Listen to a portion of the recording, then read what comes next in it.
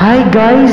Finally, after the long week, we can already witness the 6th episode and will be the last episode of Bible in Action Title Defense Vlog Challenge. But before that, we will witness first the challenge of previous battle. Reveal.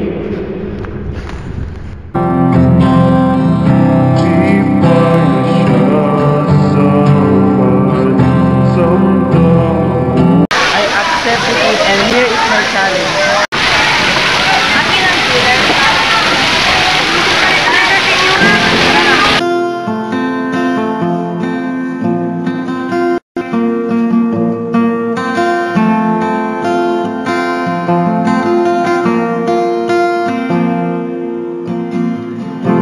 Ano na lang sir?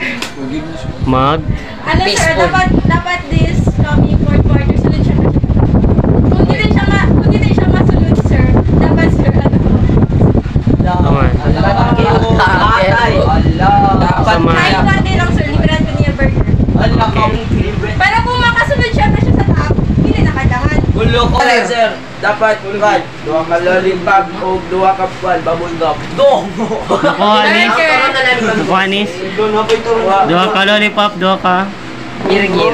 What sa klase nga bubble gum? Abangan natin kung sinong mananalo sa battle. For me sir, ano dyan sir, forgive dyan sir, and forget. Kasi sir, dili mo sila ma-forget kung dili mo sila i-forgive. Masilo na siya. Kay don't mind na lang sir kay si Papa God na lang ubala siya. Oo. Si Papa God na lang ubala siya. Nga maluwi hamunta sa mga taong nagkapasakitan sa ato.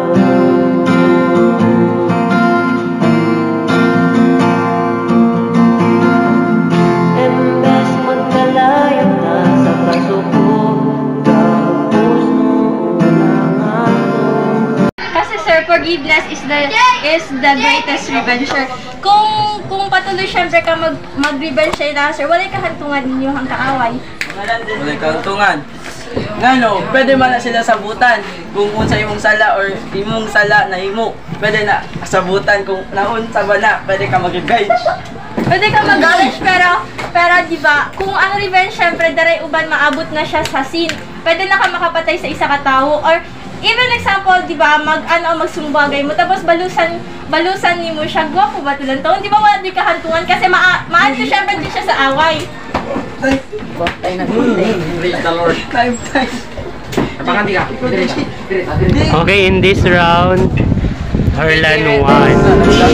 Sa kaloob,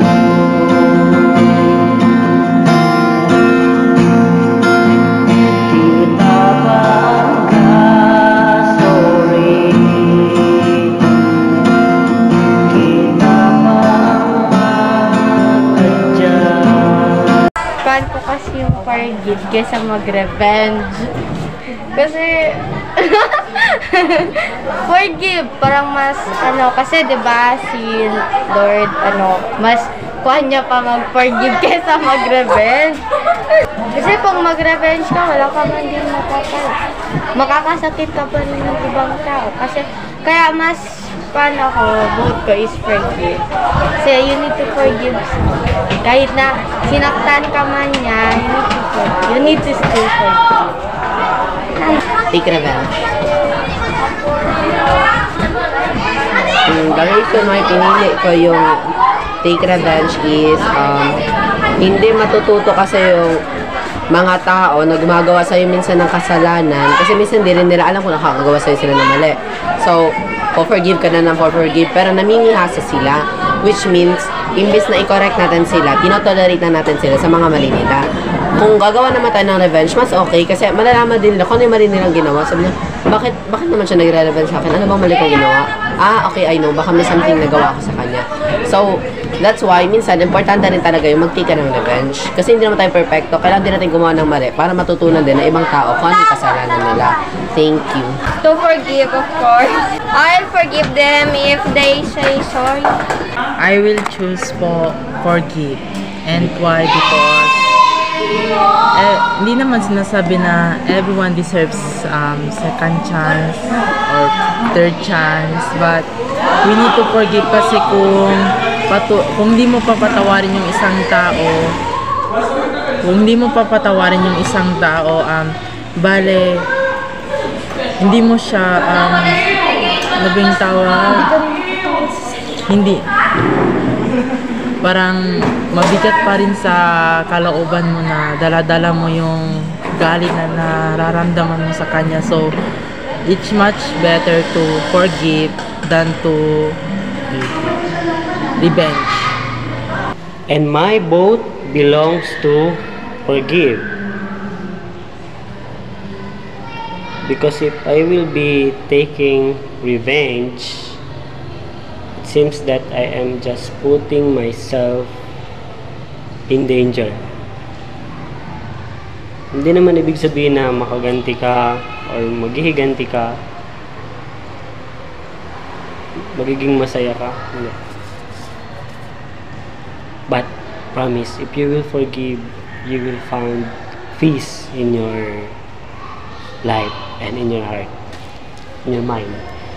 Then, if ever man na yung mga kaaway ko mangangailangan ng tulong, hindi ako magdadalawang isip na tulungan sila.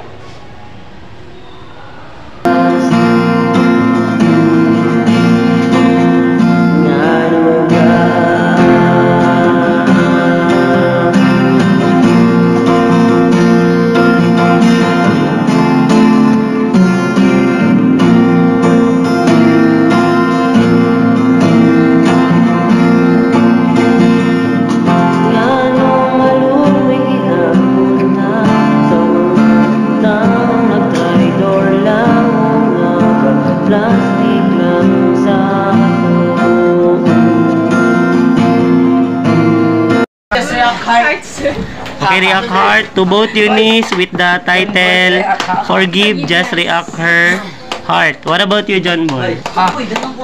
Like lang daw, just like. Ang title niya is Take Vengeance. Take vengeance but no revenge.